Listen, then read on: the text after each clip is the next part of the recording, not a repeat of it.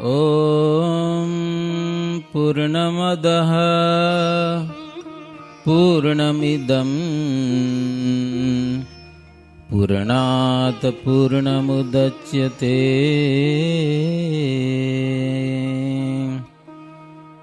પૂર્ણસ્ય પૂર્ણમાદાય પૂર્ણમેવાવશિષ્યતે.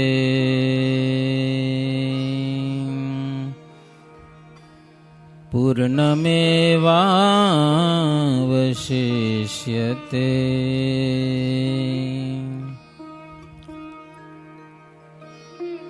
ઓમ સર્વાવતારિણે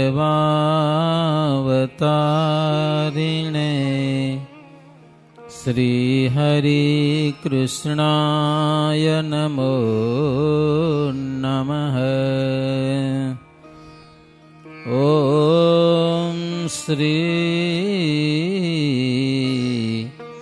ઘનશ્યામાય નમો નમઃ. ઓમ શ્રી પૂર્ણપુરુષોત્તમાય નમો નમઃ.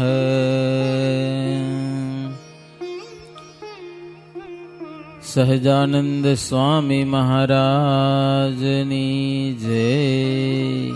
બધા ભક્તોને જય સ્વામિનારાયણ. શ્રી હરિલીલા અમૃતની કથા ચાલે છે. આપણે મહારાજ હતા ક્યાં છેલ્લે ખબર હે? ગઢપુર આવી ગયા હતા ને પાછા. ઈ યાદ રાખજો ક્યાં પૂગ્યા ભગવાન. ઈ સ્વામિનારાયણ હરે, સ્વામિનારાયણ હરે. એક સમય વાલે વસંતનો ખરી ખાતે કર્યો ખૂબ ખેલ. અમર મળી આકાશમાં તેહ નિરખવા આવેલ. પાંડે ગોપાળજી તણા મામા દિશે સદગુણી સુફળ સુનામા. તેની સાથે રમ્યા હરી રંગે રસ બસ થયા, રસ બસ થયા એ થકી અંગે. સમજણ પડે? કથા એવી આવે છે કે એકવાર શ્રીજી મહારાજ ગઢપુરમાં વસંત પંચમીનો રંગ રમ્યા. બહુ સરસ રંગ રમ્યા. કારણ કે રંગ મહારાજ બહુ રમ્યા એટલે બધી કથા પછી લખાય નહીં. પણ આકાશમાં દેવતાઓ આવી ગયા હતા અને વાજિંત્રો વગાડતા હતા. અને એમાં ગોપાળજીના મામા, ગોપાળજી સપૈયા બાજુના હતા, એના મામાનું નામ સુફળ. એની સાથે શ્રીજી મહારાજ પોતાના દેશને અનુસાર રંગ રમ્યા. હો, યુપીમાં રમતા હોય ને એવી રીતે શ્રીજી મહારાજ રંગોત્સવ કર્યો. પછી મહારાજ રાજી થઈ ગયા સુફળ ઉપર.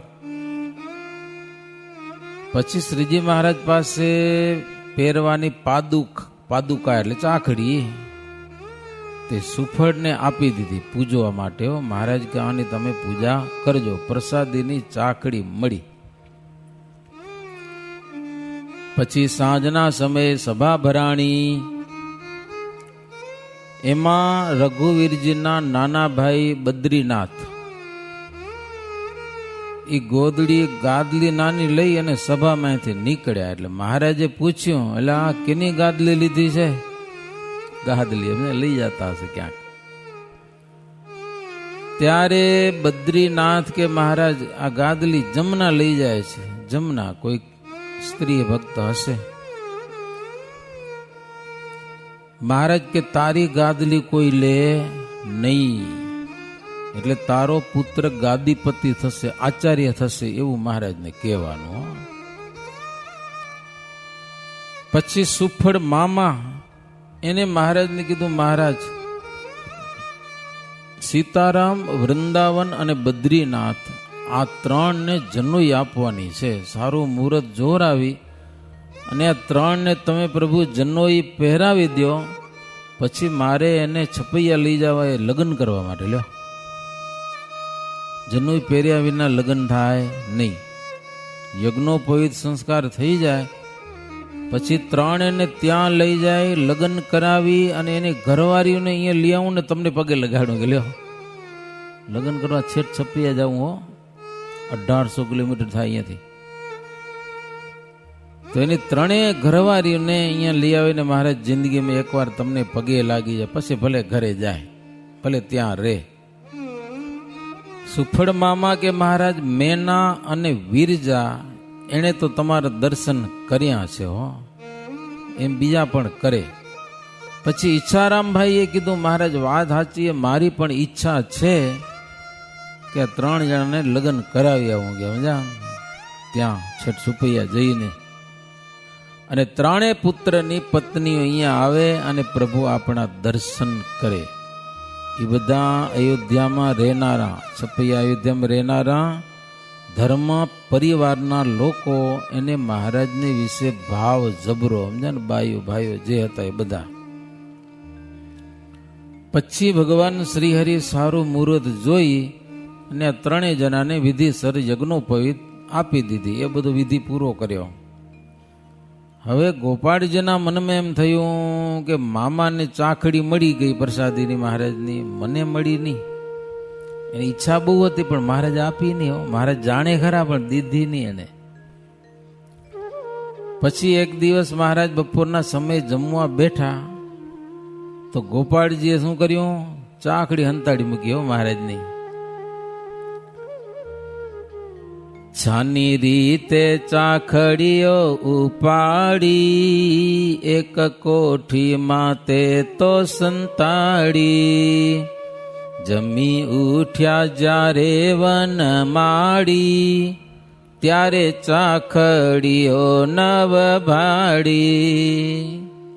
મહારાજ જમીને ઉઠ્યા પછી ચાખડી મળે નહીં. મહારાજ કે મારી ચાખડી ક્યાં? અંતર્યામી છે, બધું જાણે છે કોણે હંતાડી છે, છતાંય પૂછ્યું. એટલે ગોપાળજી હાથ જોડીને કે મહારાજ મેં લીધી છે. કે હો. મહારાજ કે કેમ ચોરી કરી? મને મામાને તમે દીધી એ ચાખડી, મને તમે દીધી ની ઘણા દિવસ ત્યાં ઈચ્છા કરું છું, પણ તમને દીધી ની મારે પૂજા કરવા માટે ચાખડી જોઈ છે, એટલા માટે મેં હંતાડી છે. મહારાજ કે ક્યાં હંતાડી? લઈ આવો પાછી. કે ભાઈ કોઠીમાંથી હંતાડી રાખી હતી ને એ ચાખડી ગોપાળજી લઈ આવ્યા. પછી મહારાજની આગળ મૂકી, મહારાજે ચાખડી પહેરી, એના ઉપર ચરણ પધરાવ્યા. પછી ગોપાળજીને મહારાજ આપી દીધી. હો, કે તમારી ઈચ્છા છે ને તો લઈ જાઓ. મહારાજ કે દરરોજ આની પૂજા કરજો, આનો બહુ જબરો મોટો મહિમા છે. હો, મહારાજ કે આ પૃથ્વી ઉપર ભગવાન આવે અને એના સ્પર્શની કોઈ વસ્તુ એ જીવાત્માને કલ્યાણને કરનારી થાય છે. મહારાજ કે બહુ મહિમાથી આની દરરોજ તમે પૂજા કરજો. એટલી વાત થઈ. હવે પછી શ્રીજી મહારાજને રામનવમીનો ઉત્સવ કરવા માટે જવું છે વડતાલ, ગઢપુરથી. હો, એટલે મહારાજ તૈયારી કરી, ધર્મવંશી બધાને કીધું કે તમે મારી સાથે વડતાલ હાલો. મહારાજ કે જેને સરવાર દેશ જવું છે ને એ બધા હાલો, વડતાલથી હું રજા દઈશ. કે અહીંયાથી નહીં, વડતાલ હાલો, ત્યાંથી અમે રજા દેશું, એ જાજો. દાદા ખાચરને સાથે લીધા, જીવબા, લલિતાબા, અમરબા, અમુલાબા એ બધા ચાલ્યા. હો, મહારાજની સાથે. રાધા વાવ પાસે પ્રભુ આવ્યા, સચ્ચિદાનંદે હાર ધરાવ્યા. ઉગા મેળીએ જય ગિરધારી, પીધું વાવનું નિરમળ વારી. રાધા વાવનું દર્શન કર્યા છે? ગઢપુરથી પૂર્વ દિશામાં છે, હજી છે. ત્યાં બાજુમાં વાડી છે ભક્તિબાગ. બાજુ વાડી છે લક્ષ્મી વાડી, ઉગમણી છે ભક્તિવાડી, ભક્તિબાગ. સચ્ચિદાનંદ સ્વામી ત્યાં રહેતા હતા. એ ફૂલના હાર બનાવીને તૈયાર રાખ્યા હતા. મહારાજ આવ્યા ને એટલે મહારાજને એને સંતોને ફૂલના હાર પહેરાવ્યા. હો, મહારાજ બહુ રાજી થયા, સચ્ચિદાનંદ સ્વામીને ભેટ્યા. પછી ત્યાંથી આગળ ચાલ્યા, ઉગામેડી ગામ ગયા તો ત્યાં કૂવામાંથી પાણી પીધું. ત્યાંથી આગળ ચાલતા ચાલતા નિંગાળ ગામ આવ્યું. નિંગાળાની નદીએ મહારાજ વિશ્રાંતિ કરેલી છે. ત્યાં બેઠા, સમજા ને, નાસ્તો પાણી કરવા માટે નદી કિનારે ઝાડની છાયામાં. નદીમાં પાણી ભર્યું હોય, મજા આવે ને, બધા લોકો પિકનિક કરવા જાય, સમજા ને. તો મહારાજ બેઠા. પણ બન્યું શું, રઘુવીરજી મહારાજનો એક સેવક હતો, સમજ્યા ને, ગાડું હાંકનારો પાડો સાધુ થવા આવ્યા હોય, પાડા હશે, નામ એનું અર્જુન હતું. એને કંઈક સંકલ્પ થતો હશે ને તો એ મહારાજ એના અંતરની વાત જાણી અને પૂછ્યું. મહારાજ કે તજી સંસાર આવ્યા છો આઈ, તોય સાંભળે છે વળી કાંઈ. સાચે સાચું કહો હોય જેમાં, સુણી બોલ્યો તે અર્જુન એમાં. મહારાજ કે સંસાર છોડીને હરિભજન કરવા આવ્યા છો, સંભારો શું? બોલો, હૃદયમાં શું સાંભળે કે નક્કી થાય? ઘણી વાર કથામાં બેઠા તો કેટલું કોઈ સંભાળ્યા કરે, આપણે મગજ મુકા ખાલ્યા કરે. મહારાજ કે સંસાર તજીને હરિભજન કરવા આવ્યા છો, દિલમાં શું સંભારો રાખજે, ઘર સંભારો રાખે. મહારાજ કે બોલો શું સાંભળે રૂ? હવે તો બધાને વચ્ચે કેવું જ પડે, મહારાજ પૂછે એટલે. તે ઓલો અર્જુન કે મહારાજ હું ઘરે હતો ને, ઘરે ગાયું ચરાવવા જાતો. કે શું? ગાયું ચરાવવા જાતો અને ભૂખ લાગે ને તો ગાયોને દોઈ અને દૂધ પીને ધરાઈ જાતો. કે હો, મજા આવી જતી એમ. ખબર, માણસોને યાદ આવું બધું વધારે યાદ આવે. અમારે સાધુ થઈ જાય તો મારું યાદ આવે. રમતા હોય કે ડુંગરામાં આંટા મારતા હોય, એ ઘર છે ને, ઘર એ ભૂલવું બહુ અઘરું હોય. નાના હોય ને મિત્રોની સાથે જે લીડાઓ કરતા હોય ને, એ લીડા પોતાની યાદ આવે પોતાને, સમજા ને. આમ તો ભગવાનની લીડા સંભાળવાની હોય, પોતાની યાદ આવી જાય, ધ્યાન ન રાખો તો. એને આ બધું ગાયું ચરાવતા અને દૂધ પીતા ને ઈ યાદ આવી ગયો. મહારાજ બીજું તો કાંઈ નથી સાંભળતું, પણ ઈ યાદ આવી ગયો થોડુંક. મહારાજ કે જો હરિભજન કરવા આવ્યા છે, ઘરને યાદ કરાય નહીં, હવે બધું વિસરવાનું હોય. તો મહારાજ કંઈક ઉપાય બતાવો કે આ બધું સાંભળ્યા હોય તો ભૂલવું કેમ? આ બધી કથા વાર્તાનું ફળ ઈ છે, સંસાર ભૂલી અને સર્વેશ્વરને યાદ કરવાના છે. આપણે તો માનસિક પૂજા કરતા કરતા બીજું કંઈક સાંભળવા માંડી પડીએ. ભગવાન ભાગી જાય, લો એકલા થઈ રહ્યા, આપણે ક્યાંક ભાગી જાય. ભગવાન તો એ જ બેઠા હોય. ક્યારેક તો ભગવાન બેઠા હોય નળ નીચે નવરાવતા હોય, આપણે ભાગી જાય. ઠાકોરજી શિયાળામાં બેઠા હોય, લ્યો પછી ગોતવા પડે હતા ક્યાં ભગવાન. એટલે ધ્યાન રાખવું પડે એમ. ભગવાનના ભગતને ખબર પડે, બીજા જગતના જીવને તો ખબર ન પડે. પછી ઓલો અર્જુન કે મહારાજ પણ ક્યારેક ક્યારેક આવું સાંભળી આવે તો કરવું શું? મહારાજ કે હારા મારો ઉપાય બતાવું તમને એક. કાંઈક સાંભળી આવે તો ભૂલવું કે માને? મહારાજ તો એટલી વાતો કરી, નાસ્તા વાસ્તા કરી લીધા ને રવાના થયા. ત્યાંથી બેઠા હતા ને, મહારાજ કે ભગવાન સિવાય બીજું કંઈક જો સાંભળી આવે ને તો એને ભૂલવા માટે શું કરવાનું? ભગવાનના સંબંધવાળા સરસ મજાના કીર્તન ગાવા. લ્યો, એ આપણા સંતો કેવા કીર્તન બનાવ્યા છે. પ્રેમાનંદ સ્વામીનું કીર્તન એક સંભળાવું તમને. બિસર ન જાજો મેરે મીત, યહવર માગુનીત બિસર ન જાજો મેરે મીત. મીત એટલે મિત્ર. ભગવાને કહેવાનું, હે મિત્ર મને ભૂલી ન જાજો, કહેવો તમે ભૂલાઈ ન જાજો, એમ મારાથી તમે ભૂલાઈ ન જાજો. કારણ કે હું કેવો છું, મેં મતિ મંદ કછું નહીં જાનું, નહીં કછું તુમ સે હિત. बाया ग्रहे की लाज है तुमको, तुम संग मेरी जीत बिसर न जाजो मेरे मीत. ભગવાન કે પ્રભુ મને ભૂલાઈ ન જાજો, કારણ કે હું તો મતિ મંદ એટલે મૂરખ છું કે લ્યો મારામાં કાંઈ નથી બુદ્ધિ. ભગવાનની આગળ હાવ એવા થઈ જાઉં હો, કાંઈ નથી અમારી પાસે હો. તુમ સંગ મેરી જીત, તમારે કારણે અમારી કંઈક દુનિયામાં જીત છે એ છે, બાકી તો કાંઈ અમારામાં કાંઈ છે નહીં. વળી તુમરી જો એસો ગુણ નાહી, અવગુણ કી હું ભીત.